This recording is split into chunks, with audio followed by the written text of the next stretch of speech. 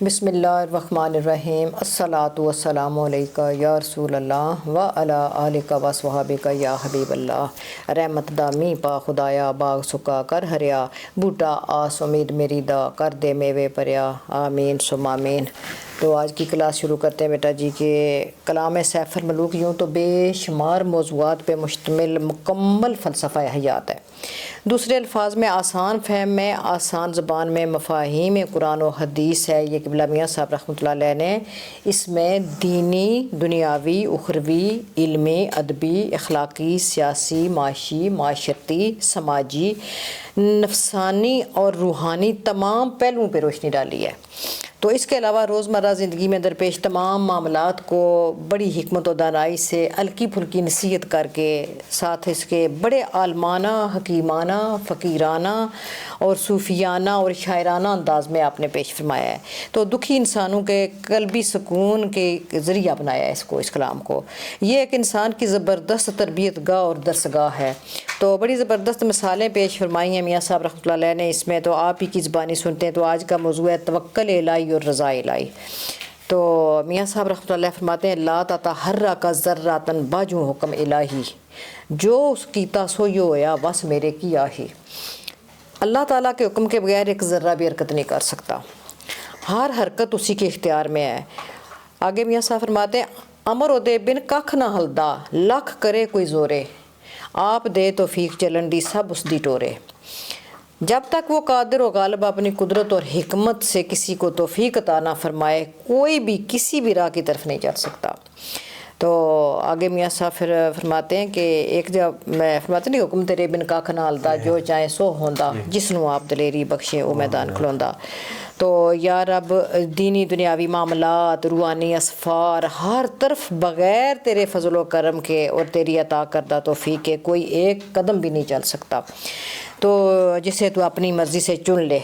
تو راہ حق کے مسافر سچے طالب تیری عطا کردہ جسمانی، روحانی اور ایمانی قوت سے تمام منازل تیرے خصوصی فضل و کرم سے حاصل کرتے ہیں۔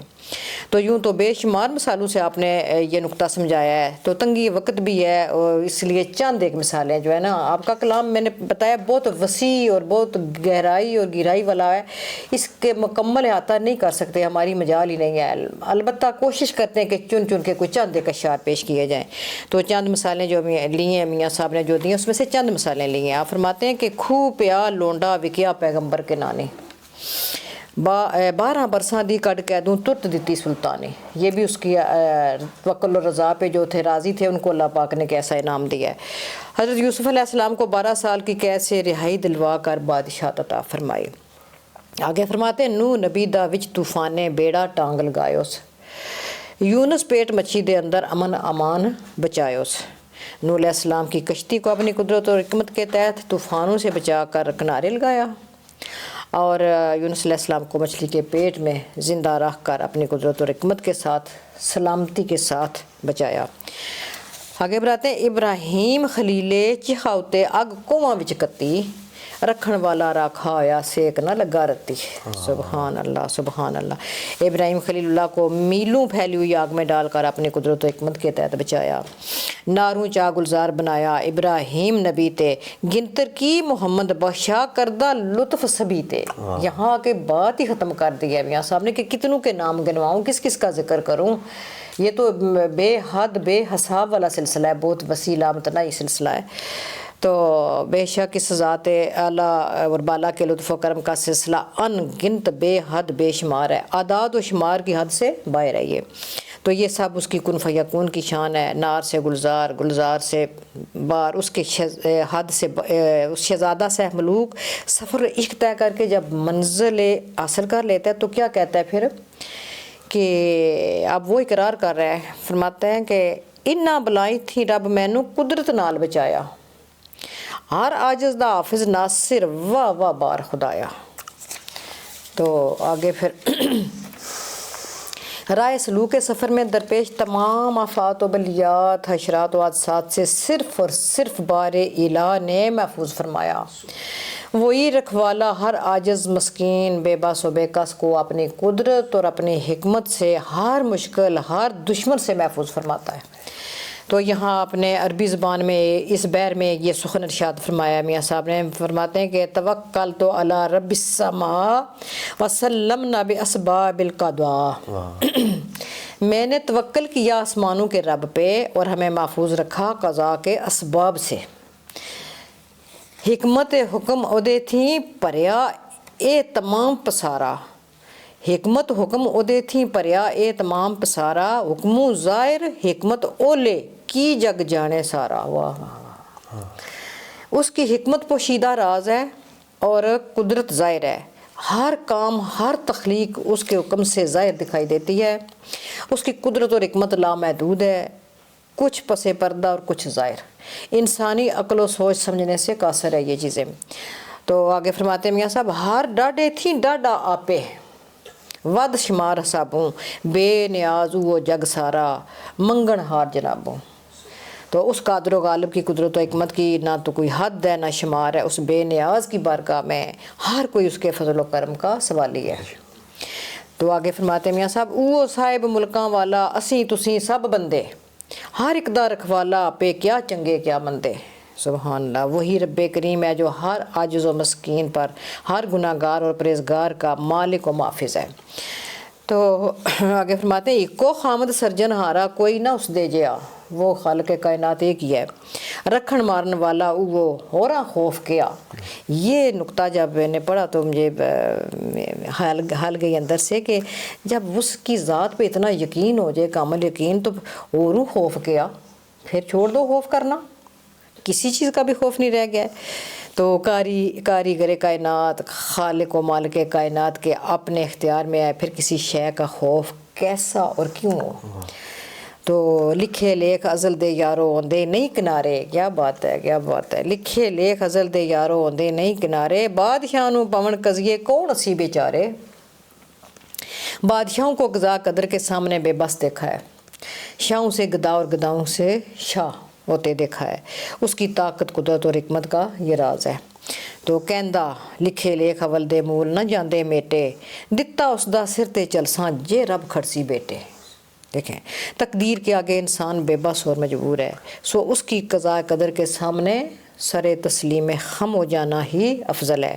ہم کا یہ شعر ہے نا، یہ بادشاہ تی بھی گاوے تخت باوے گائی، کچھ پرواہ نہیں کر، بے پرواہی، بے شک بے شک بے شک۔ سبحان اللہ۔ تو صبر و شکر کا ہتھیار ہاتھ میں ہو اور توکل اور ذاکر لباس زیبتان ہو تو مدد خدا شامل حال ہو جاتی ہے۔ تو آگے پھر میاں صاحب فرماتے ہیں کہ بہتے کم جگت وچ جیڑے برے ٹکن تقدیروں، جے سو آپے ولوں کریے چنگے کر تدبیروں، کدے بھی نہیں ہو سکتے جڑے اس دی طرفوں آمدی ہے چیز جڑی ہے اس دی حکمت دے تحت آمدی ہے وہ کدے بھی نہیں ٹل سکتی۔ تو تقدیر کے آگے تدبیر نہیں چلتی، وہ حاکم و حکیم اپنی قدرت حکمت کے تحت خود ہی کر رہا ہوتا ہے، وہ خود کر رہا ہوتا ہے۔ یہ آگے جا کے ابھی ہمیں مثالیں آئیں گی اس کے سامنے نا۔ تو ایک بڑی پیاری مثال جو حضرت ابراہیم علیہ السلام کو جب نار نمرود میں پھینکا جانے لگا تو اس رضا کے پیک کرنے، زبان سے نہ دل سے نہ شکوہ کیا نہ مدد مانگی، کیونکہ وہ راضی برضا تھے۔ پھر بحکم خدا تو میکائیل علیہ السلام نے پوچھا اے خلیل اللہ آپ کی آپ مدد کروں، تو آپ نے فرمایا میں کسی سے مدد کیوں مانگوں، میرا رب ہے۔ جبرائیل علیہ السلام آئے تو وہ بھی بحکم خدا آئے تو پوچھا اے حبیب اللہ اتنا کڑا وقت آپ کے اوپر آ گیا ہے، اتنی مشکل آ گئی ہے، آپ اپنے رب سے کیوں نہیں کہتے؟ تو وہ آپ کی مدد فرمائے۔ تو کیا ایمان افروز اور توکل و رضا میں گندہ ہوا جواب تھا۔ حضرت ابراہیم علیہ السلام فرماتے ہیں کہ میں اپنے رب سے کیوں کہوں، اسے نہیں پتہ، اسے سب پتہ ہے، وہ باخبر ہے، وہی تو میری توکل اور رضا کا امتحان لے رہا ہے۔ اس کو ایک میاں صاحب نے بڑی پیارا ایک سخن فرمایا کی مجال میری جے آکھاں انج کرو گل میری ہتھ تیرے سائیاں سہم پیانت تیری۔ یہ ہے توکل اور رضا۔ اسی لمحے اس حاکم نے حکم دیا ہے جبرائیل میرے حبیب کے نیچے پر پھیلا دو، اے نار تو گلزار بن جائے، سی راحت والی کے میرے حبیب کو سکون مل جائے۔ تو اللہ کریم ہمیں بھی اس توکل اور اس رضا سے کوئی ذرہ کوئی قطرہ عطا فرما دے، اور جب بھی کبھی کوئی آزمائش یا امتحان کسی بھی مشکل میں آئے تو اس حاکم ہے کہ رجوع اللہ ہو جائے اس کے سامنے کہ میرے رب تو ہی ہے۔ جی بیٹا جی۔ بسم اللہ الرحمن الرحیم۔ وَمَن يَتَوَكَّلْ عَلَى اللَّهِ فَهُوَ حَسْبُهُ۔ قرآن مجید میں اللہ تعالیٰ ارشاد فرماتا ہے جس نے اللہ پہ توکل کر لیا اللہ اس کے لیے کافی ہے۔ واہ، تو یہ جو کلام میاں صاحب نے بیان فرمایا ہے پورا ترجمہ ہے، یہ اسی کا ترجمہ ہے، اور جو بھی فقر کے راستے پہ چلتا ہے اس کے لیے آزمائشیں ہیں۔ بے شک جتنا بڑا مقام یا منزل ہوگی آزمائشیں بھی اتنی بڑی ہوگی۔ ہوگی۔ حضرت یوسف علیہ السلام کا تذکرہ ملتا ہے کہ آپ نے اپنے والد گرامی سے ارشاد عرض کی وَإِذْ قَالَ يُوسُفُ لِأَبِيهِ يَا أَبَتِ إِنِّي رَأَيْتُ أَحَدَ عَشَرَ كَوْكَبًا وَالشَّمْسَ وَالْقَمَرَ رَأَيْتُهُمْ لِي سَاجِدِينَ، کہ آپ نے اپنے والد گرامی کی بارگاہ میں عرض کی کہ میں نے خواب کے اندر دیکھا ہے کہ سورج چاند ستارے 11 سورج چاند ستارے تھے مجھے سجدہ کر رہے تھے۔ تو آپ نے فرمایا لا تقصص رؤیاک علی اخوتک فیکیدوا لک کیدا، کہ یہ خواب اپنے بھائیوں کو نہ بتانا، وہ الٹی چال چلیں گے۔ خواب کیا دیکھا تھا کہ سورج چاند ستارے ان کو سجدہ کر رہے ہیں۔ اب ان کو ملنی تھی منزل اعلیٰ، مقام اعلیٰ ملنا تھا، تو اس کے لیے لیکن اس کے اندر مشکلات بھی ہے نا، کنویں میں آپ گرے ہیں، قید خانے میں آپ رہے ہیں، کتنی مشکلات سے گزرنے کے بعد آپ مصر کے بادشاہ بنے۔